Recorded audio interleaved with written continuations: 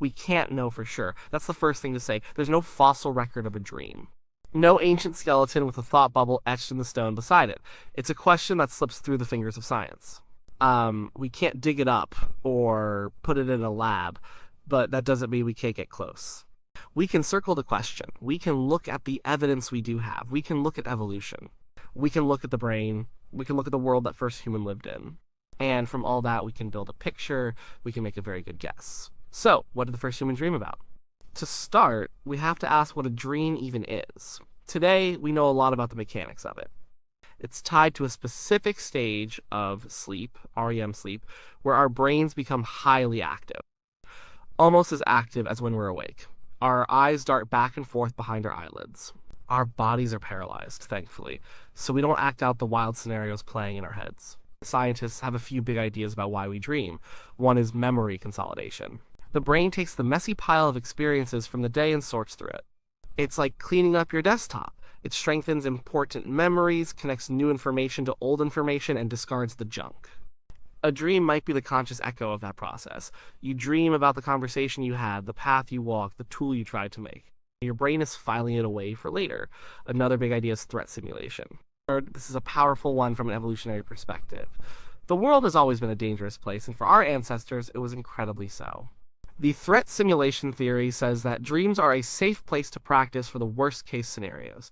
You get to run from a predator, fight an enemy, or fall from a height, all without any real danger. Your brain runs a simulation, and you learn how to react. Your fear responses get tuned up. It's a virtual reality survival trainer built right into our biology. So dreams are not just random noise. They're functional, they do a job, and they've been doing that job for a very, very long time. We weren't the first to dream. Not by a long shot. Look at a dog sleeping by the fire. You see its legs twitching, its lips quivering, it lets out a little yelp. It's almost certainly dreaming. Scientists have studied the brains of sleeping animals, from cats to rats to birds. They all show the same patterns of brain activity during REM sleep that we do. They dream. What does a dog dream about? Probably dog things. Chasing a rabbit, barking at the mailman, getting a belly rub. Their dreams are built from the raw material of their lives. Their senses, their instincts, their memories. A dog's world is one of smells and sounds, of chasing and being chased, of pack dynamics and simple pleasures. Their dreams reflect that. This is our first major clue. Dreaming is ancient. It goes way back down the evolutionary tree. The common ancestor we share with that dreaming dog also had a brain that could dream. So, the first human dream wasn't a brand new invention. It was an older model inherited from our primate ancestors that was being adapted for a new kind of mind. Now, let's think about that first human. Who are we talking about? It probably wasn't a single person who had the first truly human dream. It was a slow process, a gradual awakening over thousands of generations. We could be talking about Homo habilis, the handyman chipping away at stones 2 million years ago. We could be talking about Homo erectus, the great traveler who mastered fire and spread across continents. Or we could be talking about an early member of our own species, Homo sapiens, in Africa 100,000 years ago. Let's not get too hung up on the exact species. Let's just call this individual our dreamer.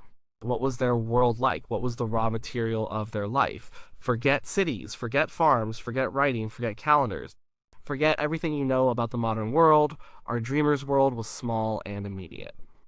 It was the valley they lived in, the river they drank from, the cave or crude shelter they slept in. It was a world of senses, the smell of rain on dry earth, the feel of rough stone in their hand, taste of roasted meat or a bitter root, the sound of their kin nearby, and the sound of a twig snapping in the dark.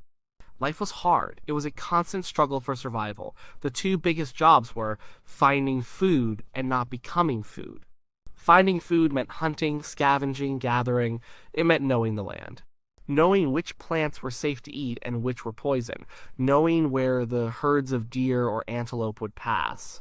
It meant working together. A hunt was a group effort requiring cooperation and communication, even if that communication was just gestures and grunts before language fully formed. A successful hunt was everything. It meant life. A failed hunt meant hunger, weakness, and danger. Not becoming food was just as important. The world was full of things that wanted to eat you. Saber-toothed cats, giant bears, packs of wolves, or hyenas. These weren't animals in a zoo. They were competitors, they were a constant presence. Every shadow could hold a threat. Every night brought a new wave of fear. The only safety was in the group and around the fire. Fire was a miracle. It gave warmth, it cooked food, and it kept the predators at bay. The flickering light of the fire pushing back the immense, terrifying darkness of the night was one of the most fundamental experiences of our ancestors. And then there was the social world. Humans are social creatures. We have to be. We are not strong enough or fast enough to survive alone. Our dreamer lived in a small group of maybe 20 or 30 individuals. These were their parents, their children, their mates, their rivals. This little band was their entire world.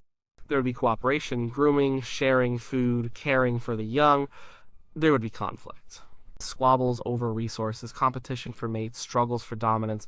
There would be love and jealousy and loyalty and betrayal. All the basic human dramas played out on a small, intense stage. Every person in that group was critical.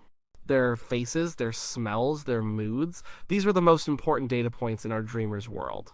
So, we have the purpose of dreams, memory, and threat simulation, and we have the raw material of our dreamer's life hunting, gathering, predators, fire, and the small, intense world of the social group. Now we can put it all together. What did the first human dream about? I think, more than anything, they dreamed of being chased. And fear was the background radiation of their existence. It was essential for survival. A brain that wasn't constantly on the lookout for danger was a brain that would soon be eaten. So, the threat simulation function of their dreams would have been working overtime. Imagine the dream. It's dark. You're alone. You hear a sound behind you, a low growl. You start to run. Your legs feel heavy like you're moving through mud. The sound gets closer. You can hear its breathing. You can smell it. You don't dare look back. Your heart is hammering in your chest. You're running through a landscape, the familiar trees and rocks of your home territory, but it's all twisted and wrong. You trip, you fall, and just as the teeth are about to close on your neck, you wake up. You're safe in the cave, the fire is low, you can hear the breathing of your family around, but the terror is real, your heart is still pounding, your body is slick with sweat. This dream wasn't a story, it wasn't a symbol, it was a drill. It was the brain's way of saying, this could happen, be ready, remember this feeling, run faster. This was evolution at work, honing the survival instincts in the theater of the mind. They would have had this dream, or variations of it, over and over again. The chase, the fall, the attack. It was the most important simulation they could run. They also would have dreamed of the hunt. But these dreams would have been a mix of anxiety and desire. They would dream of the hunt going wrong. The spear throw that misses. The animal that turns and charges. The feeling of failure and the gnawing hunger that follows. This too is a simulation. It's practicing for mistakes. But they would also dream of the hunt going right.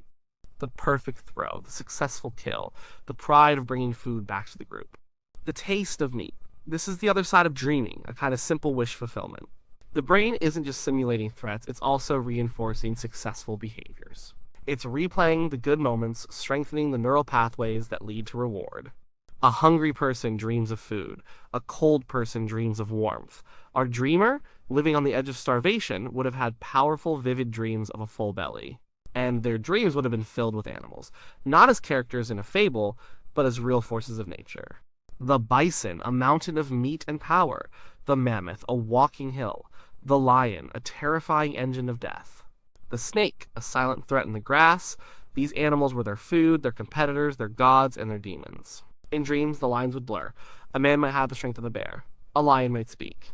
The animal world and the human world would be deeply intertwined. What about their social lives? The dreams would have reflected that too. They would dream of the faces of their kin. A dream of grooming a mate, reinforcing a social bond.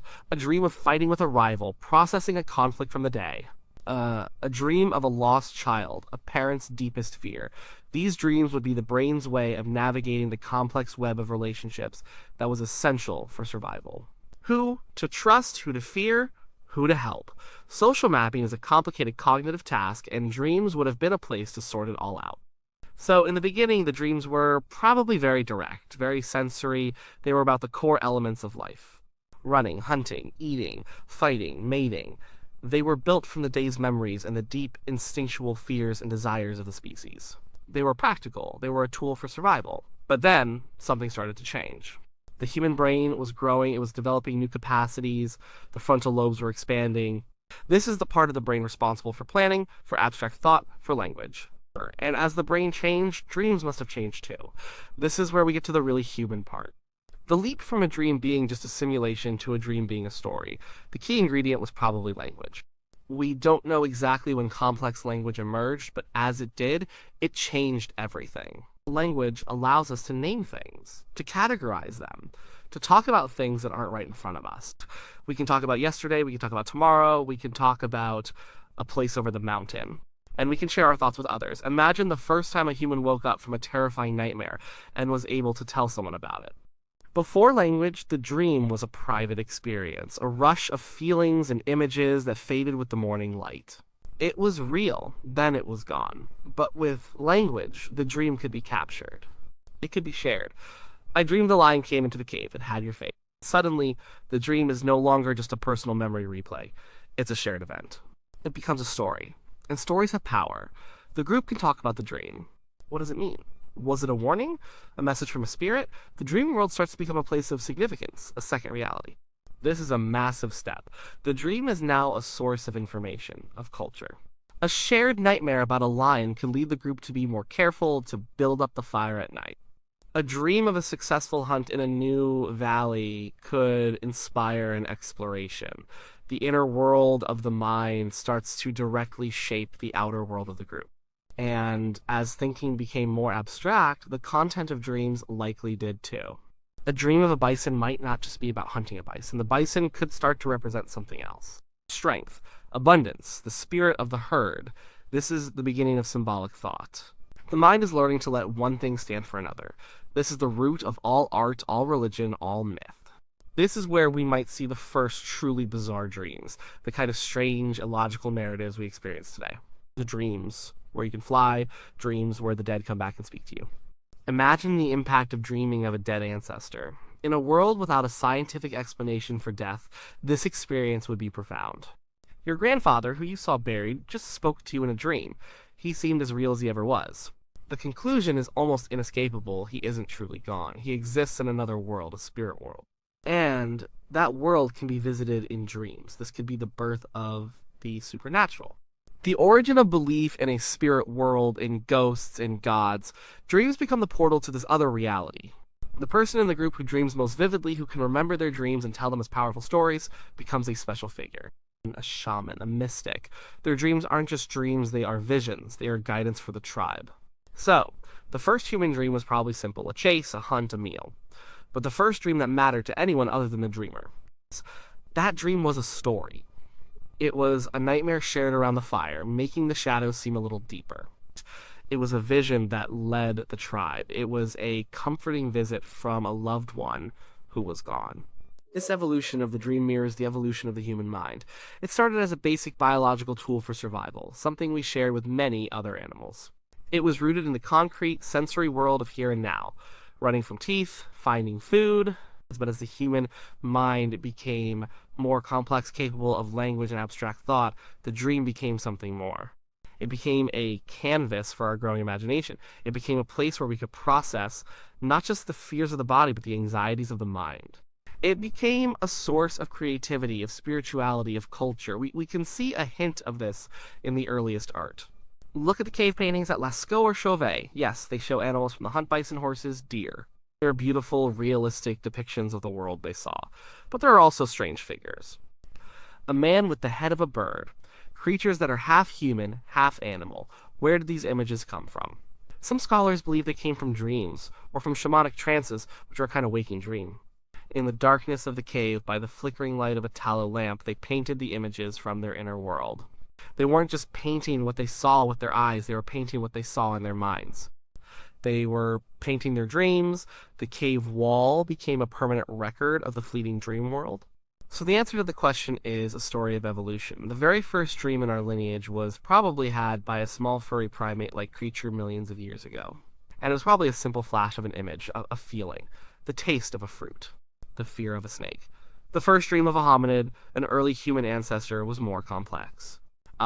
It was a simulation, a dream of napping a stone tool, the hands repeating the motions learned during the day.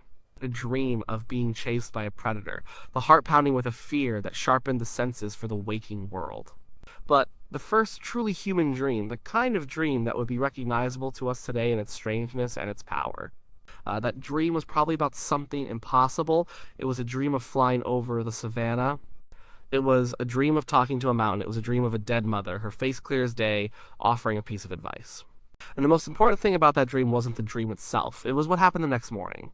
The dreamer woke up, shook off the strange feelings, and because they now had the gift of language, they turned to the person sleeping next to them by the fire and said, "I have to tell you what I just saw."